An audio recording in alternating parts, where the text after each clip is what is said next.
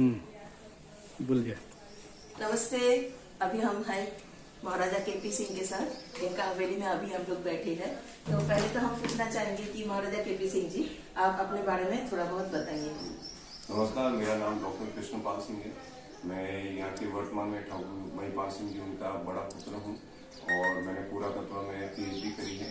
और ये इस हवेली के बारे में मैं बताता हूँ तो 1705 विक्रम संवत के अंदर इसकी स्थापना हुई थी। परंतु उससे पूर्व यहाँ पे बली राजा चौहान उनकी छोटी सी धूनी थी, जो छोटा सा 10-15 घर का सेटलमेंट था। पर एक यहाँ से बाली एक गांव है 15 किलोमीटर पास में। जब एक सिरोही की बेटी जो मेवाड़ की वहाँ की रानी थी, रानी थी, उनके महाराजा उनके पति वो तत्कालीन समय में मेवाड़ के राजा थे, तो उनकी डोली यहाँ से जा रही थी। तो बीच में एक तोगा चौहान था, तो वो एक फैमिली का छोटे से उस क्षेत्र का थोड़े मतलब ऐसे वाहियात बर्बरता प्रकार का था। तो वो किसी से भी क्या नाम वो कंट्रोल में नहीं हो रहा था।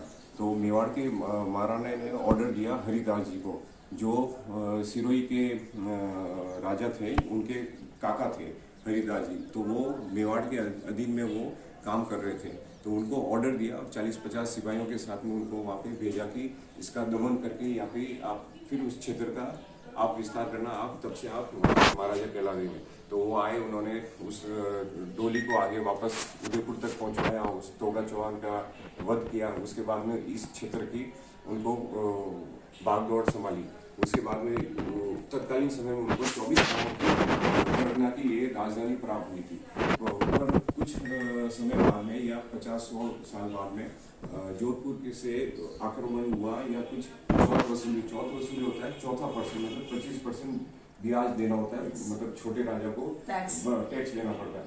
तो वो टैक्स के लिए, क्योंकि उस समय कुछ अकाल है या कुछ खेती अच्छी नहीं हुई होगी या पानी की मात्रा प्रचुर मात्रा में नहीं था, तो वो असमर्थ रहे या वो नहीं दे पाएगी सर कि हमारे पास इतना नहीं। पहले तो मैं मेरे 12 गाँवों को समाज में उनके प्रजा के लिए प्रचुर मात्रा में गेहूँ हो, फसल हो, धान हो, तो वो हो नहीं पाया था। तो उन्होंने उनके 12 गांव को वो कट करके उनके जोधपुर के अंदर कंट्रोल कर दिए। तो उनको मंजूर हुआ, पर उससे पहले युद्ध के लिए तैयार हुए थे। तो यहाँ के 800 या 1200 जितने भी सिपाही, राजा, राजकुमार सब युद्ध के लिए तैयार हो गए थे। आखिरी यही चारा रह गया था और पूरा 12 की जो 24 गांव जोधपुर के अंदर कंट्रोल में आ जाएगा। तो उन्होंने देखा यार छोटे से भी है तो युद्ध के लिए तैयार है।